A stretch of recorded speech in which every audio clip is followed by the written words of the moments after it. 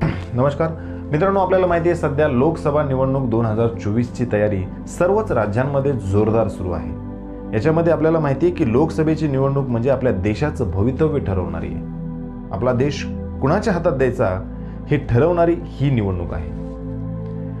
मोदींना परत पंतप्रधान का करायचं हा जर तुमच्या मनात प्रश्न असेल तर हा व्हिडिओ संपूर्ण बघा। ते बघितल्यानंतर तुमच्या कुठेतरी लक्षात येईल की नाही, पुन्हा एकदा मोदींनाच निवडून दिलं पाहिजे। मोदीजींनी गेल्या 10 वर्षांमध्ये अनेक चांगले कामं केले, तरी पण काही लोकांना असं वाटतंय की मोदीजींना परत पंतप्रधान का करायचं। तर तुम्हाला मी काही प्रसंग सांगतो की त्यांना विचारा तुम्ही की मतदान मोदीजींना का करायचं। त्यातला पहिला प्रसंग म्हणजे तारीख आहे 27 फेब्रुवारी 2019। या दिवशी पाकिस्तानने त्यांच्या हद्दीत आलेलं एक लढाऊ विमान पाडलं होतं। ते लढाऊ विमान भारताचं होतं आणि या विमानाचे विंग कमांडर होते अभिनंदन वर्धमान।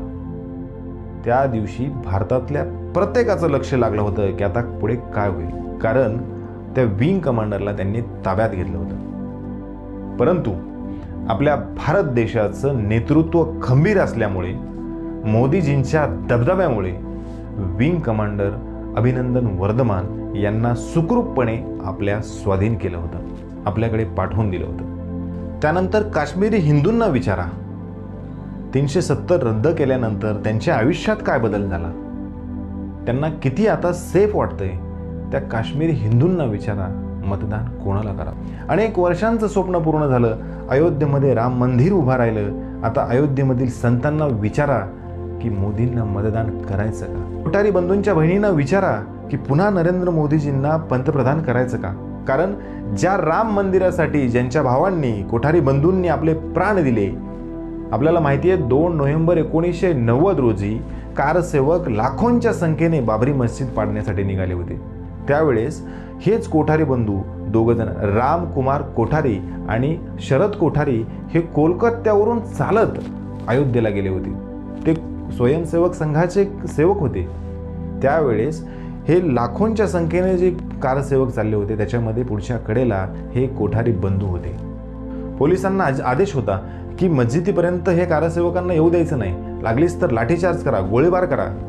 आणि त्यावेळेस लाठीचार्ज प्रचंड प्रमाणात केला, तरी पण कारसेवक एक एक पाऊल पुढे चलत होते। आणि त्याच वेळेस पोलिसांनी गोळीबार केला आणि ह्या गोळीबारामध्ये हे 2 कोठारी बंधू प्राणघात पडले। त्यामुळे त्यांच्या बहिणीला विचारा की आज मंदिर उभा राहिले, त्या मोदी साहेबांना परत पंतप्रधान करायचं का। युक्रेनमध्ये शिकणाऱ्या विद्यार्थ्यांना विचारा की मोदीजींना परत मतदान करायचं का। जवळपास 18,000 विद्यार्थी आपले तिथे शिकत होते। युक्रेनचं रशियाचं युद्ध चिघळलेलं होतं, त्यावेळेस त्यांच्यावर काय बेतली होती आणि मोदीजींमुळे ते कसे सुखरूप परत पोहोचले, त्यांना कसं सुखरूप इथे आणलं गेलं भारतामध्ये, हे त्या युक्रेनमध्ये शिकणाऱ्या त्या विद्यार्थ्यांना विचारा की त्यांना मतदान करून पुन्हा पंतप्रधान करायचं का। PM किसान योजना, या योजनेअंतर्गत प्रत्येक शेतकऱ्याच्या, ज्याच्या नावावर शेती, त्याच्या प्रत्येकाच्या अकाउंटवरती 6,6 हजार रुपये, असे 12,000 रुपये दरवर्षी पडतात। त्या शेतकऱ्यांना विचारा की मोदीजींना परत निवडून द्यायचं का, पुन्हा पंतप्रधान करायचं का।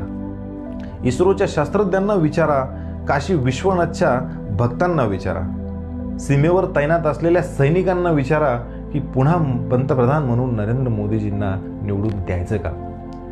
तिहेरी तलाकपासून सुरक्षित असलेल्या मुस्लिम महिलांना विचारा, प्रदेशात नोकरी करत असणाऱ्या भारतीय नोकरदारांना विचारा की परत एकदा मोदीजींना संधी द्यायची का।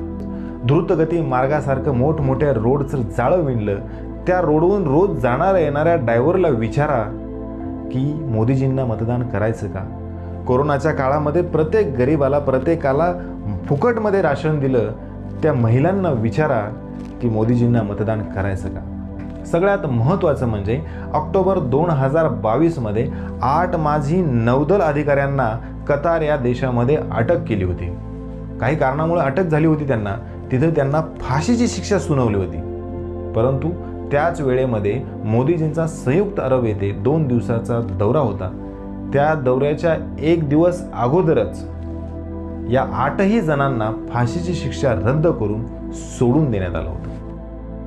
हा मोदीजींचा दरारा आहे। आता त्या 8 जणांना विचारा की मोदीजींना मतदान करायला पाहिजे का?